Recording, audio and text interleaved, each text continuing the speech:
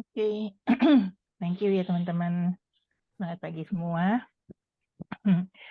Tadi luar biasa sharingnya Pak Julimin. Kalau Pak Julimin kan semuanya bergeraknya di bidang kerohanian gitu ya. Saya far away from that gitu. Jadi sometimes saya kalau masuk ke masuk ke halftime sering merasa ini apa merasa ketinggalan gitu lah. Ketinggalan dalam hal kayaknya gak gak serohani teman-teman yang lain. But however, saya percaya Tuhan tempatkan kita di komunitas masing-masing dan tentunya ada tujuan yang baik ya. So, saya akan sharingkan sedikit pengalaman waktu cancer kemarin ya. Actually sekarang juga masih. Jadi kemarin Mini nanya, boleh nggak ditulis cancer survivor? Saya bilang, maunya sih gitu, tapi belum boleh gitu karena kan masih dalam treatment. Dan actually sebenarnya kalau disebut cancer survivor itu biasanya orang yang udah lewat dari 5 tahun. Jadi dirilisnya cancer fighter gitu ya sementara ini. Tapi saya yakin nanti akan segera jadi survivor. Oke, jadi hari ini saya ada bawa satu topik namanya Sailing in the Storms ya. Ini saya adalah peserta alumni halftime-nya cohort, sorry bukan cohort 4 deh, cohort 3 ya. Saya salah ketik. Sebentar, wait. Let me just, cohort 3 ya waktu itu ya. Pas lagi pindahan dari offline gitu ya ke pandemi.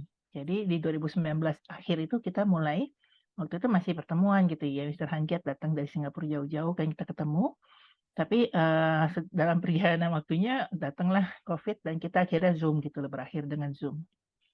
Waktu itu PMS saya adalah I am trusting God to use my teaching ability gift to teach other advisors. Karena saya kebetulan di dunia asuransi ya, jadi advisors we are saying that gitu ya.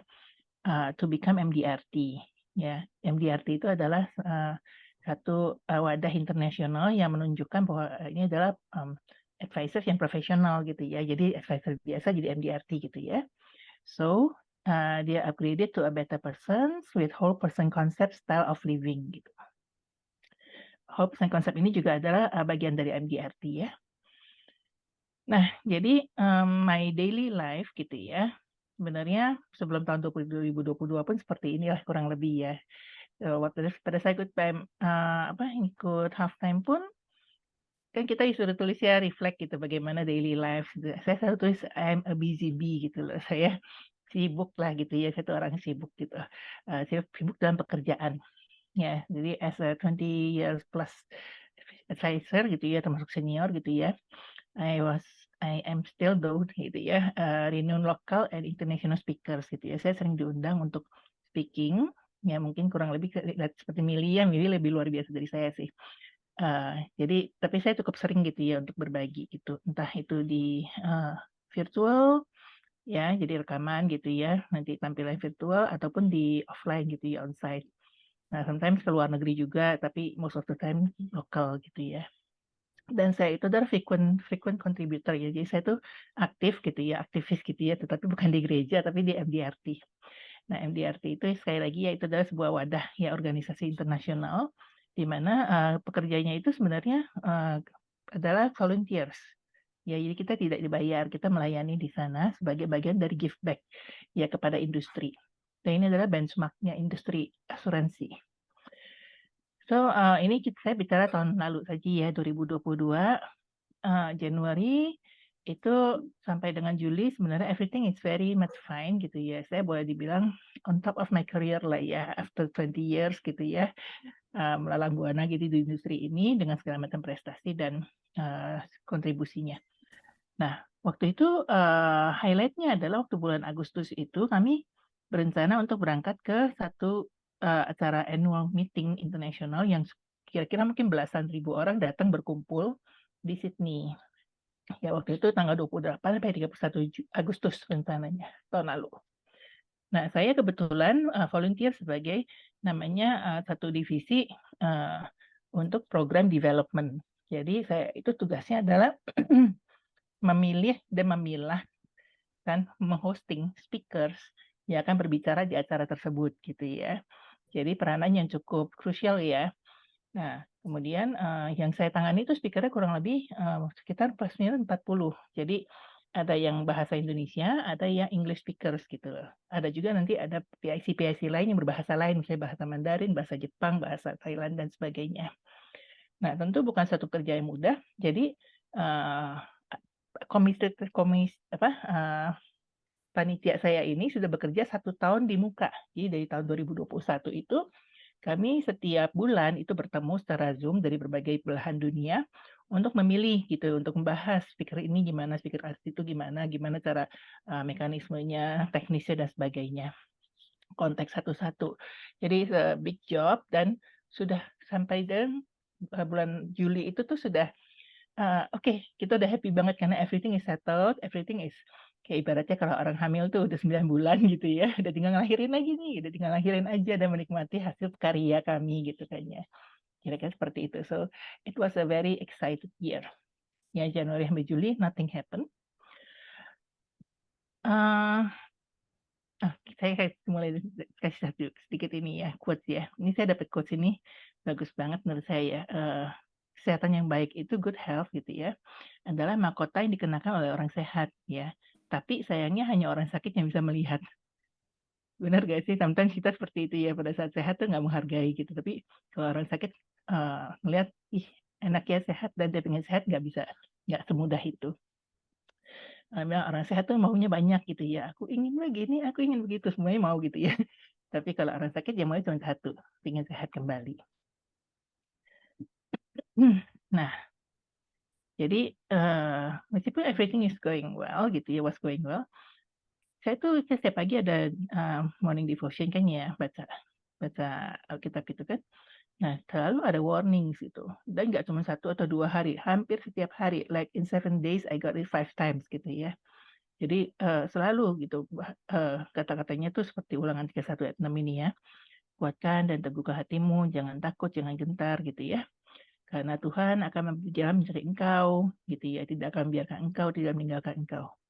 Terus lain hari lagi, jangan takut lagi gitu ya, sebab aku menyertai engkau, jangan bimbang, aku menolong engkau. Nanti lain hari lagi tentang Daud dan Goliat. Lain hari lagi tentang peperangan apa gitu ya. Saya wondering gitu ya, Tuhan ada apa sih gitu? What's wrong gitu loh. My life was just bagus-bagus aja gitu, fine-fine aja. Keluarga saya baik, kesehatan saya baik, financial saya baik, kerjaan saya baik, everything is fine gitu. So, what is it gitu kan? Ada apa sih Tuhan kok kasih warning-warning seperti ini gitu? So, as a busy bee, saya masih sibuk tuh. Bulan Juli saya masih ke Bali, Juni masih ke Bali, bulan Juli masih ke Malaysia gitu ya. Padahal sebenarnya saya tuh harusnya udah medical check up di bulan Mei. Tapi saya tunda karena banyak kesibukan. So eventually bulan Juli saya check up ya yang sudah direncanakan. Dan ternyata badainya di situ datangnya. Bulan Juli 27, waktu itu saya disuruh USG payudara, kemudian ditemukanlah 2 benjolan gitu ya. Yang satu ini bulat bentuknya oval, satu lagi bentuknya kayak pita, tidak bergaris jelas, tidak bertepi jelas. Nah, terus ini sebut aja Barrett's 3A, yang ini Barrett's 4B. Ya kira-kira 2 cm, 3 cm gitu deh. Nah, jadi sedikit informasi, Barrett's itu adalah angka satuan di mana sebuah benjolan itu dicurigai ganas atau tidak ganas. Nah, skalanya itu dari 1 sampai 6. Jadi kalau misalnya kita skala 1 itu aman, skala 6 itu sangat tidak aman. Artinya udah boleh bilang 99% cancer lah gitu. Ganas. Nah, 3 itu berarti kan dari 6 aman ya. Kemungkinannya jinak gitu. Nah, yang 4 ini nih, tengah-tengah nih, 50-50. Kaget banget sih, karena sebetulnya pernah ngeliat saya pasti tahu lah gitu, saya kan tinggi besar gitu ya. Tinggi besar, lebar dalam gitu ya. Jadi, very healthy gitu ya. Nggak pernah ada keluhan macam-macam gitu ya. Secara penampilan juga baik-baik aja gitu. Sangat aktif. Jadi kaget, shock. Kok bisa ya gitu, setengah nggak percaya lah. Tapi mungkin cuman ini lah, cuman tumor, karena 50-50 kan. Jadi selalu menghibur diri, enggak lah gitu, cuman tumor gitu ya. Tumor jinak maksudnya ya. Terus bukan saya doang yang denial. Bahkan my friends pun bilang hal yang sama. Nggak mungkin Mar, orang sakitnya nggak mungkin sebulat lo gitu lah. Nggak mungkin kayak lo gitu, orang sakit tuh. Cancer itu tuh ini gitu. Ya udah. akhirnya tapi kemudian saya mamografi dan saya MRI dan semuanya menghasilkan result yang sama gitu loh, bahwa ini curigai Barrett's 4 dan dokter menyarankan untuk operasi. Terus ini kan akhir Juli, saya kan mau berangkat 27 Agustus kan, jadi kan 1 bulan doang. Jadi saya pikir, aduh mudah-mudahan deh, 50%-nya adalah jinak gitu ya. Mudah-mudahan habis operasi saya bangun bisa langsung, "Oke, nggak apa-apa, saya tetap berangkat, saya pemulihan dan saya berangkat." Motivasi utamanya itu gitu ya. So, nggak lama-lama, hanya dalam 10 hari saya memutuskan untuk operasi, ya. Pas operasi, itu kan, dibius ya, dibius terus udah gitu pas dibanguninnya itu tuh yang pertama saya dengar adalah suara susternya. Dia bilang gini, Bu, sakit banget nggak?" Gitu. Terus saya bingung, "Sakit apa?" Gitu ya, "Sakit banget nggak Bu?" Dia bilang gitu. Terus saya baru ingat, baru ngeh, "Oh iya kan saya habis operasi," gitu ya. Nah terus, dan luar biasa nggak sakit sih teman-teman. Saya doa minta supaya nggak sakit, karena waktu itu, saya tahu saya orangnya nggak tahan sakit kan ya, ibaratnya kalau kayak orang kan suka apa, sulam alis ya. Sulam alis itu kan pakai anestesi tuh, sampai tukang tukang sulamnya bilang, "Hah udah sakit, pakai lagi anestesinya, tambahin terus anestesinya," gitu, saking saking nggak tahan sakit gitu. Jadi saya doa minta supaya Tuhan kalau boleh jangan sakit gitu ya. Dan benar-benar nggak sakit gitu loh, even pada saat saya pulang rumah pun nggak sakit. Jadi, saya habis operasi, terus saya bilang, "Enggak, nggak sakit," gitu kan. Nah, terus saya tengok kiri suster, dalam keadaan suami saya. Suami saya bilang gini, eee, saya nanya, "Gimana?" Gitu kan, terus dia bilang katanya, "Iya, confirm cancer, confirm ganas," gitu ya. Terus habis itu, saya nggak terlalu dengar lagi apa lanjutannya gitu ya, rasanya begitu dia ngomong confirm ganas itu kayaknya rada senyap gitu loh. Dunia saya rada senyap, saya nggak terlalu dengerin lagi apa dia ngomong. Terus sampai akhirnya susternya bilang, "Bu, tidur lagi deh," gitu. Masih malam. Ya udah saya tidur lagi. Nah terus, bangun-bangun besok paginya, udah setelah agak enakan dan makan segala macam, duduk, yang pertama saya harus lakukan adalah apa? Saya harus canceling tiket saya, canceling hotel saya, canceling teman-teman saya semua, karena kan udah deket banget waktunya kan, less than a month, dan kalau saya nggak jadi pergi itu banyak orang yang akan terpengaruh gitu loh, banyak stakeholders yang akan terpengaruh. Jadi pada saat saya sebenarnya itu sangat nggak pengen ngomong soal hal ini gitu ya kepada orang lain, dia pengen break out the news ya gitu. Tetapi I had to, gitu, saya mesti.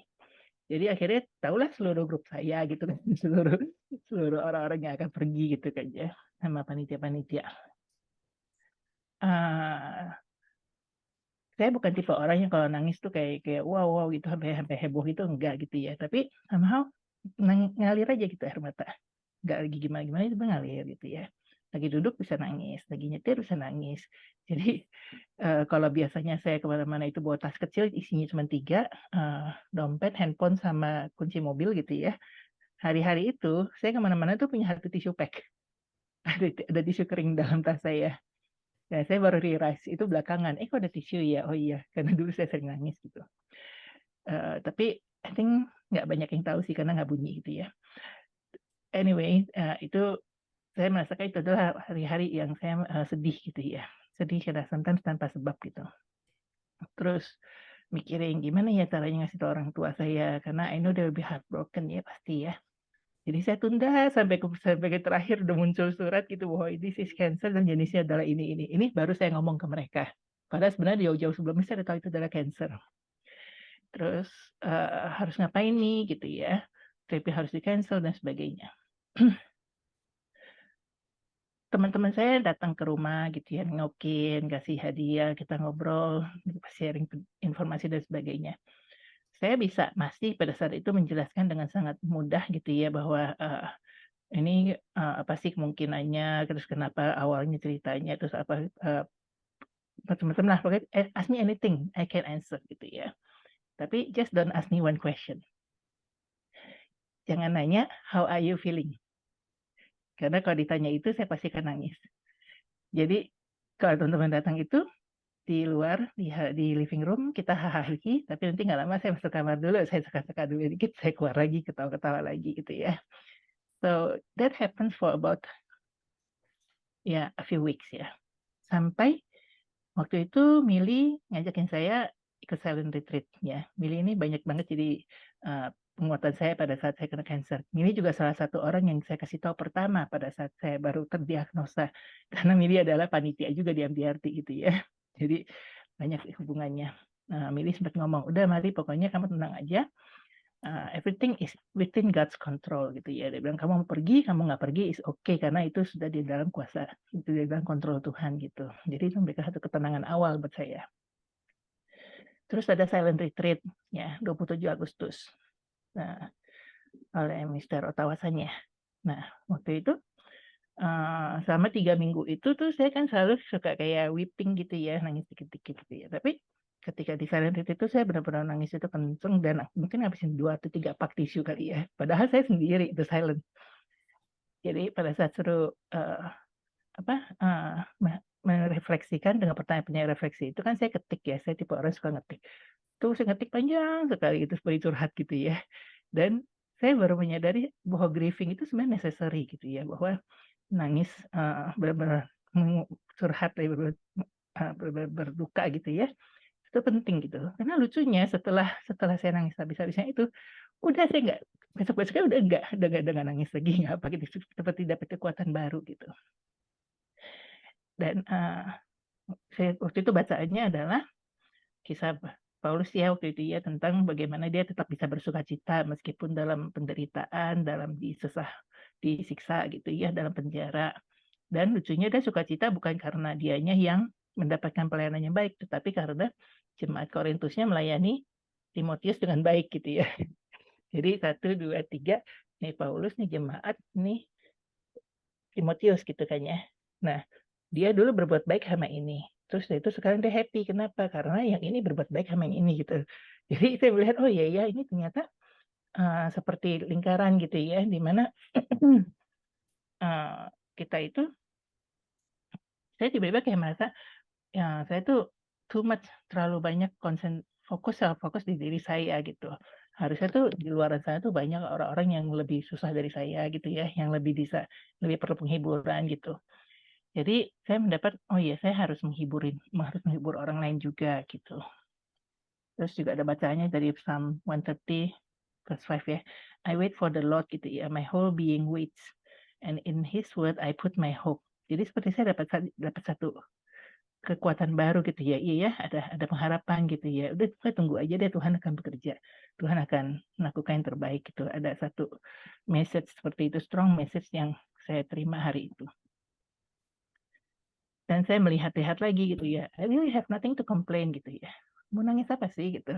Maksudnya, being sick pun masih banyak yang lebih susah daripada saya gitu ya. Eee, ini adalah teman-teman saya yang datang ke rumah, terus kalau saya ke rumah sakit selalu ditemenin sama suami gitu ya. Makanan juga sehari 5 kali di rumah sakit enak-enak gitu. Udah dikasih makanan-makanan dan pada saat sakit pun I believe I still look very good gitu ya, despite of my botak gitu ya. Tapi karena banyak teman-teman yang ketika saya sakit itu juga sakit bersamaan gitu, kurang lebih waktunya sama dan mereka itu, kondisinya jauh lebih parah dari saya gitu. Yang bisa sampai nggak bisa bangun dari ranjang, yang muntah-muntah, yang buang air sehari 40 kali gitu, yang sampai masuk ICU gitu tuh banyak gitu. Tapi I was pretty much fine gitu ya, saya cuma butuh istirahat lebih banyak. Karena tidur siang tuh bisa 4 jam gitu ya, tapi nggak berturut-turut 4 jam tidur gitu, nggak. Bisa 1 jam deh, setengah jam, nanti 2 jam gitu, bolak-balik masuk. Bentar-bentar tidur gitu ya, capek. Terus mual juga nggak sampai muntah gitu ya. Jadi Tuhan tuh sangat baik lah. Saya kan minta supaya tidak diberikan sakit dan itu saya alami gitu loh, nggak yang berlebihan. Adalah tentu sakitnya, tapi nggak berlebihan, masih bearable. Dan juga ada 2 Korintus 1 yang mengatakan bahwa, karena Tuhan sudah menghibur saya, maka saya harus menghibur orang lain gitu. Jadi penghiburan gitu ya. Jadi pas banget deh pas itu silent retreat itu bener-bener kayaknya saya benar-benar dapat message Tuhan gitu di situ.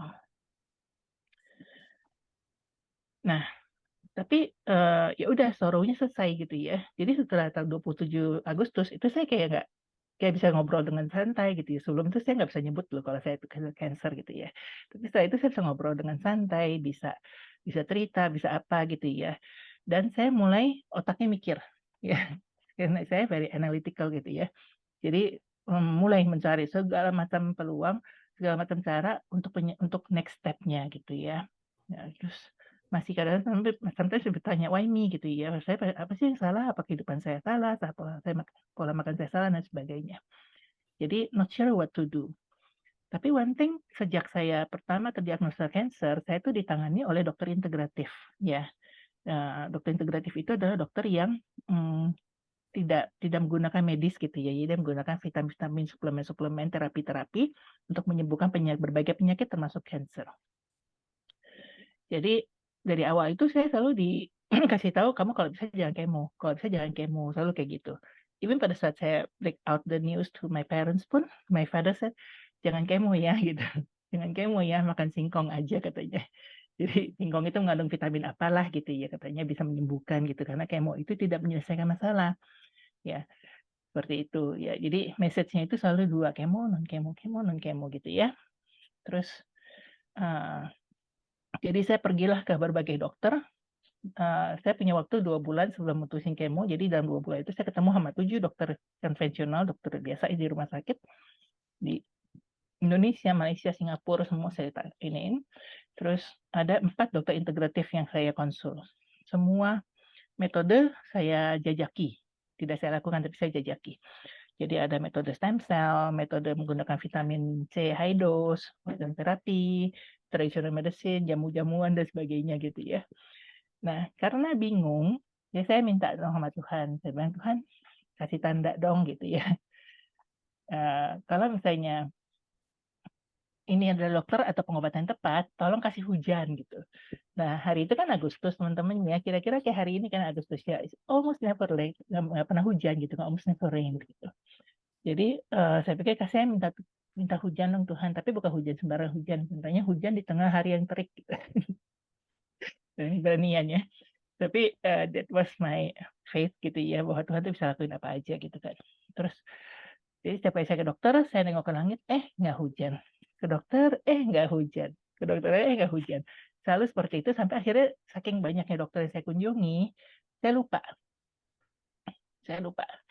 Nah, satu hari saya melakukan namanya RGCC test gitu ya.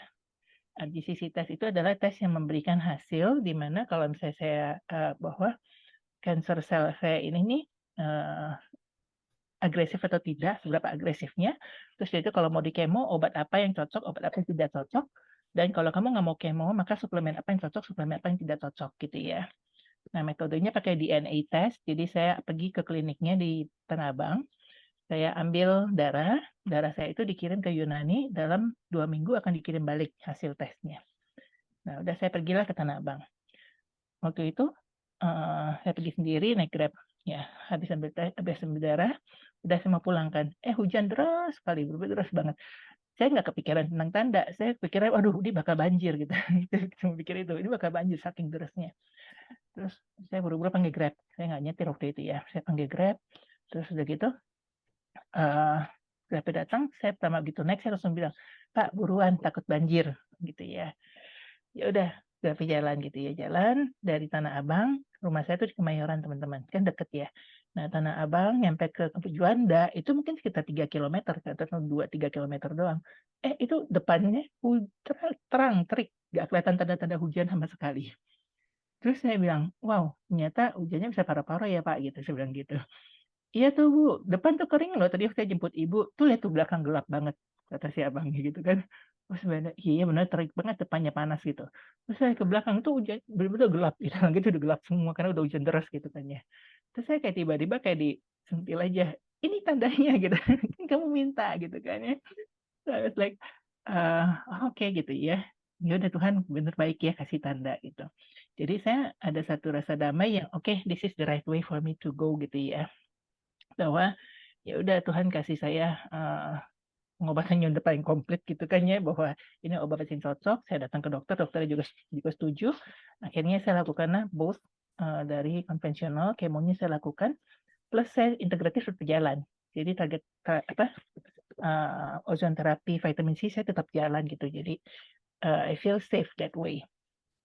Well, ini by the way, sharing ini hanya sharing ya. Maksudnya mungkin nggak semua orang juga cocok dengan ini, dan mungkin juga hasil berbeda dan tergantung dari tubuh ya. Saya tidak endorse apapun juga. Oke, setelah itu saya feel apa ya, peaceful gitu ya untuk melangkah gitu ke kemoterapi. Jadi, udah saya lakukan itu. Dan saya juga ingat di Otawa-san juga ngomongnya bahwa kalau kamu masuk ke restoran Jepang itu ada, menu namanya omakase dia bilang. Jadi kita tuh nggak usah pesan karena chef-nya akan meng-cater kamu sesuai dengan kamu punya liking gitu, kamu punya kesukaan. Jadi, dia lebih tahu menu-menu apa yang cocok buat kamu gitu ya. Seperti itulah hidup kita sebenarnya gitu ya. Kita nggak perlu pesan ini itu pun Tuhan tahu gitu what is best for me gitu ya. He knows much better gitu. Jadi di situlah saya melihat, ya oke deh, God I leave it up to you. You know better ya. Jadi udah pokoknya Tuhan tolong tolong take care of me gitu ya. Yang sebelumnya saya struggling gitu ya dengan berusaha dengan segala macam kekuatan, kepandaian analytical saya untuk mencari segala macam, pada hari itu saya merasa, oke God, this is your way. Saya tahu kamu kasih tanda. So you take care of this afterward. Jadi saya merasa saya surrender. Terserah deh Tuhan. I trust you.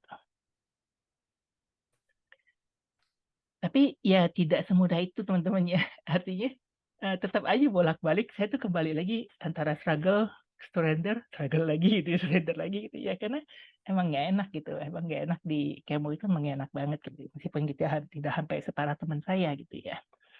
Jadi lucunya Tuhan tuh selalu berbicara dari segala channel ya. Eee, ada satu ayat yang sangat merema di dalam bacaan saya waktu itu ya, di kala-kala itu adalah ini. Jadi, therefore we do not lose heart, kami tidak tawar hati gitu ya. Though outwardly we are wasting away, meskipun badaniah kita merosot, but yet inwardly we are being renewed day by day gitu ya, dari 2 Korintus 4:16 ya. Jadi, manusia batiniah kita itu tuh diperbarui hari demi hari gitu ya. Ini saya udah terima pada saat saya lagi zaman-zamannya belum operasi. Jadi tuh Eee, tapi ini somehow kayak nempel aja gitu ya, udah nggak usah takut gitu ya, karena, kamu tuh diperbarui gitu ya. Nah, pada saat mau kemo ini, saya kontak-lah sama teman saya yang non-Kristen sebenarnya, ya, dia Hindu. Terus dia bilang, "Bu, I think this is the very best choice," dia dokter ya. "You are a strong woman. I know you can go through this," gitu ya. "You will be renewed," ngomong gitu. "You will be renewed," itu diulang berkali-kali sama dia gitu ya. I felt like kayak Tuhan bicara melalui dia gitu ya, "Udah tenang aja," gitu ya, "kamu akan diperbarui," gitu loh, seperti itu. Dan nggak cuma teman, ketika saya mendengarkan podcast pun, pada saat ada hari-hari di mana saya tuh meragukan keputusan saya, ya, "Aduh Tuhan bener nggak sih ini nggak enak banget nih kemo nih." Dulu jangan-jangan bukan tanda ya, cuman cuman kayak rasa-rasa saya aja gitu ya, feeling-feeling-an saya aja gitu. Tapi ya pada hari itu, yang kan saya kalau podcast saya denger ya, kayak pada saat saya bertanya itu tuh seperti, pas si pastornya ngomongnya gini, "If you trust me, do it," gitu loh. Saya nggak lagi sedih, lagi nggak apa gitu, tapi bisa nangis. Jadi I feel ya memang Tuhan berbicara dari segala channel gitu ya. Mmm, ya itu akhirnya saya memutuskan di treatment saya adalah 8 kali kemo per 3 minggu sekali, terus 16 kali radiasi setiap hari dan target terapinya 18 kali juga per 3 minggu. Sampai hari ini masih ongoing dia target terapi, masih ada 5 kali lagi sampai akhir tahun. Kemo itu paling gak enak, radiasi itu paling dekil karena setiap hari bolak-balik ke rumah sakit dan nggak boleh kena air. Dan target terapi relatifly ringan ya, tetapi bisa ada efek ke jantung. Jadi, per 3 atau 4 bulan sekali mesti cek jantung. Nah, kali pertama kemo masih gagah, masih happy karena rambutnya masih banyak. Nah, tapi habis 3 minggu mulai tuh rontok. Rontok itu nggak kira-kira teman-teman, kayak misalnya diginiin tuh bisa segenggam gitu ya, bisa mungkin lebih dari 50 helai gitu. Terus stres ya, maksudnya nggak semudah kita bilang, "Oh rontok ya," gitu, tapi kalau ngalamin sendiri tuh stres gitu. Jadi waktu itu saya lagi, down banget itu soal rambut gitu ya. Terus akhirnya saya memutuskan, udah deh daripada panjang-panjang gini rontok tuh repot gitu ya, saya mau botakin aja gitu, biar kalau rontok nggak rontok lagi gitu ya. Terus saya datanglah ke salon, salonnya nanya, "Bu mau diapain?" Gitu kan. I look very normal by then gitu ya. Terus saya bilang, "Saya mau dibotakin." Terus dia bilang, "Hah kenapa?" Gitu. "Iya soalnya saya sakit kanker," gitu. Terus, "Oh gitu, ya udah kita cuci dulu," gitu ya. Nah, pada saat cuci, kan tempatnya gelap. Ya, mulai deh ya merasa self pity gitu ya, mulai weeping sedikit. Baru mau mulai sedih gitu, si tukang cucinya yang hairstylist saya tuh dia nangisnya sesunggukan. Dia nangisnya kenceng gitu loh. Jadi aduh saya jadi gak enak ya. Maksudnya, tapi lucu sih, feels like kayaknya instead of saya yang harus di-comfort, saya harus comfort dia akhirnya gitu ya. Jadi lupa sama kesedihan saya gitu. Jadi Tuhan kirimkan berbagai macam cara untuk menghibur saya gitu ya. Even melalui stranger sekalipun. Ya, terus berjalannya waktu, setiap kali kalau kemoterapi, kalau misalnya nemenin gitu ya, itu intens ya ke dokter itu kayak 1 minggu tuh hampir setiap minggu saya entah ke lab entah ke dokter. Ya kadang satu minggu bisa 2 kali gitu ya, intens banget. Dan setiap kali ke dokter tuh suami saya nemenin gitu ya. Jadi saya bersyukur sih dia tuh kayak dia bukan tipe orang yang melankolis gimana, nangis-nangis itu enggak, tapi sangat tegar gitu ya, kayak batu aja gitu. Pokoknya logis gitu ya, pokoknya ya udah pergi dokter gitu ya, pergi ini pergi gitu. Jadi dengan sabar dan nemenin saya, even sampai tengah malam sekalipun gitu ya. Yang mana saya juga melihat ini satu perubahan juga sih, kalau sebelumnya kita tuh sering berantem untuk hal-hal kecil gitu, misalnya kunci mobil gitu bisa berantem gitu ya, parkir bisa berantem gitu. Jadi sepertinya banyak hal yang jadi baik gitu ya, di mana kita kayak jadi ada satu musuh besar namanya cancer gitu ya, yang kita harus sama-sama gandeng tangan kita fight nih gitu ya untuk kondisi ini. Jadi dia juga lebih sabar, saya juga mungkin jadi lebih sering di rumah, lebih sering merhatiin masakan di rumah gitu ya, lebih sering ada waktu untuk anak-anak. Jadi everything becomes better gitu ya, not just good, even better. So, sama kakak saya juga kita cuma berdua saudara, tadinya nggak terlalu main, lulu gue gitu ya, nggak terlalu baik.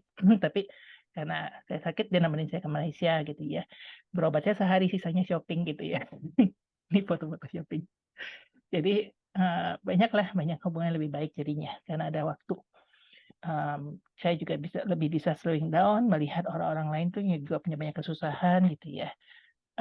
Dan saya juga tipenya sangat logical dan praktikal ya. Jadi kalau dulu, kalau misalnya orang bilang nih, "Mar, gue sakit," gitu ya. "Sakit apa?" "Cancer." "Oh ya udah get well soon ya." Udah gitu, titik. Saya nggak yang tipe, "Oh ya gimana gimana gimana menghibur," enggak gitu loh. Tapi, eee, jadi saya merasa dulu tuh saya kalau saya lihat orang lain susah, ya saya cuma brush off aja gitu. Saya nggak take it to my life gitu ya, nggak berikan hati lebih jauh. Tapi setelah ini saya jadi melihat bahwa iya ya di luar sana tuh banyak banget orang yang butuh, kasih sayang lebih gitu loh, butuh perhatian lebih, butuh mungkin advice lebih gitu ya. Nggak semuanya yang sakit, even yang baik pun, maksudnya even yang sehat pun sometimes nggak tentu mereka lebih baik gitu ya. Jadi I became more, compassionate kali mungkin ya, lebih considerate. Yang tadinya rumah masa asal-asalan jadi lebih memperhatikan, makanan yang sehat gitu ya.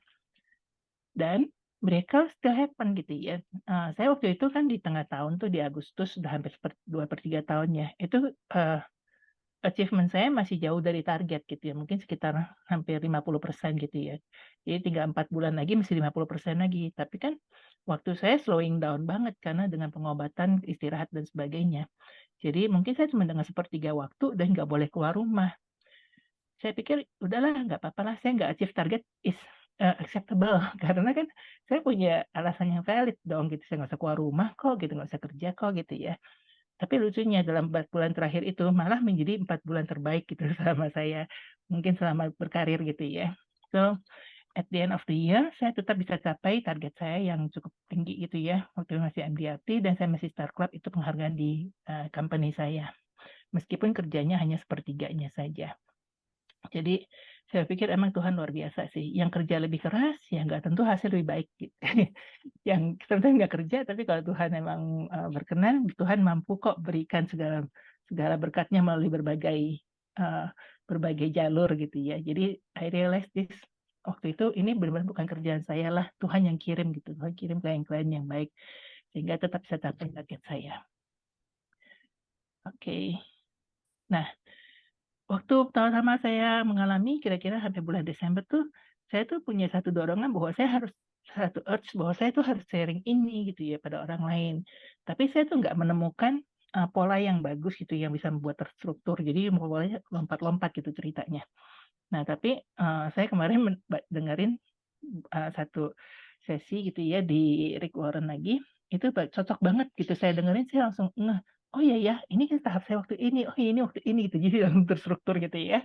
Jadi saya ingin sharing-kan 6 tahap ini ya, yang akan, terjadi ketika kita hadapin badai. Yang pertama pasti ada shock, ya.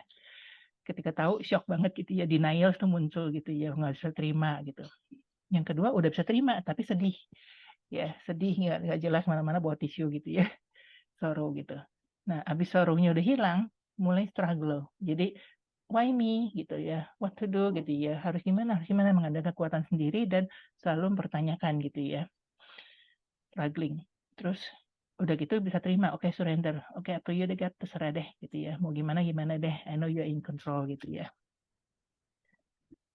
Terus yang kelima ini sanctification, ya pemurniannya, di mana kita bisa melihat ada silver linings behind the dark clouds gitu ya, bahwa di luar dari segala yang buruk, yang terlihat buruk ini, ternyata ada sesuatu yang lebih baik gitu yang Tuhan ingin terjadi dalam hidup kita gitu, sanctification. Dan yang terakhir adalah surface, ya. Nah, I have a message ya, I have a message. Saya tuh udah receive begitu banyak ya support, prayers and other things. It's time for me to pay it forward gitu, to pay it back untuk orang-orang yang membutuhkan. Jadi muncullah satu ide gerakan namanya One Kindness a Day gitu ya.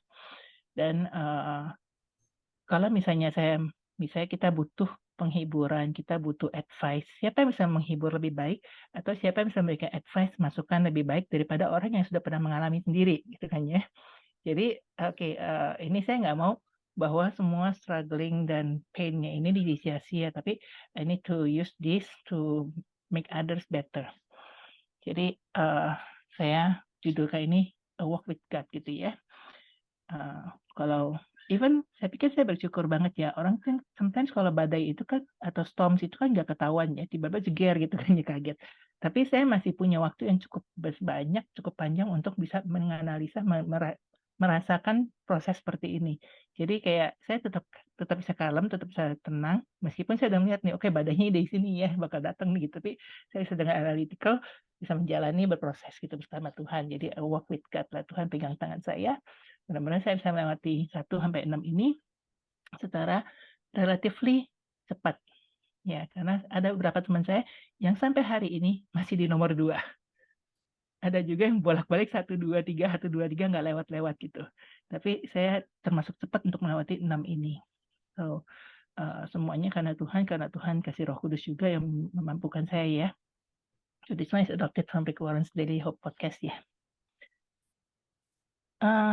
Jadi hari ini kalau ditanya lagi PMS saya apa gitu, berubah teman-teman. Kalau dulu kan mungkin lebih ke arah bisnis gitu ya. Kalau sekarang still sih my teaching ability is a gift gitu ya. So I want to share it with others, nggak mesti agent, ada siapapun juga, my acquaintances, sometimes even strangers pun termasuk gitu ya. About my life experience, so they can too gitu ya, sail through the storms with God. Jadi ini adalah PMS saya yang baru. Waktu saya kemo, itu tuh kan selalu dibilangin bahwa kemo itu tidak hanya menghajar sel jahat, tapi juga sel baik.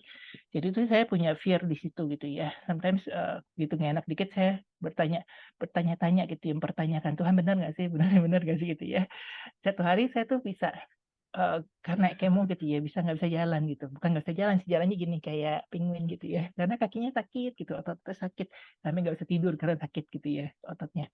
Saya pikir Tuhan kalau misalnya Tuhan mau sebenarnya disentil dikit saya nggak bisa jalan loh, sentil dikit saya bisa lumpuh loh. Tapi ya udah benar-benar nggak boleh sombong ya, bergantung terus sama Tuhan, ya udah step by step aja gitu Tuhan tuntun gitu ya. Dan pada hari-hari itu gitu ya, hari-hari di mana saya punya doubt yang sangat tinggi, ragu gitu ya, Tuhan kasih saya ayat ini dan saya jadikan ini ayat penutup karena saya tahu mungkin teman-teman juga akan atau pernah mengalami badai-badai atau sedang ya mengalami badai-badai juga ya, mungkin badainya bukan badai kesehatan, bisa badai finansial, bisa badai hubungan, bisa badai keluarga, badai pekerjaan dan sebagainya.